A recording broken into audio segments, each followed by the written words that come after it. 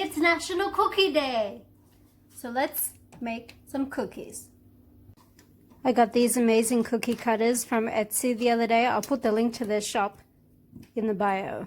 So we beat 220 grams of butter, 3/4 cup of caster sugar,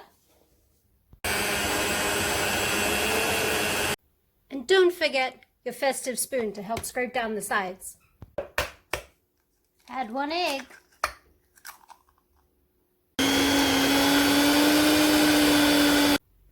And 3¼ cups of flour. Not self-raising flour because we want these not to grow, so they'll hold their cute little shapes. Add vanilla. And I'm going to add some ginger, allspice, cloves, cardamom, nutmeg, and cinnamon just to make it Christmassy. Now on a floured surface, knead this crumbly mess by hand until it starts to form a dough.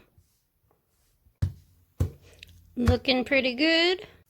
Then we cover it in cling wrap and chill it in the fridge for an hour up to 3 days.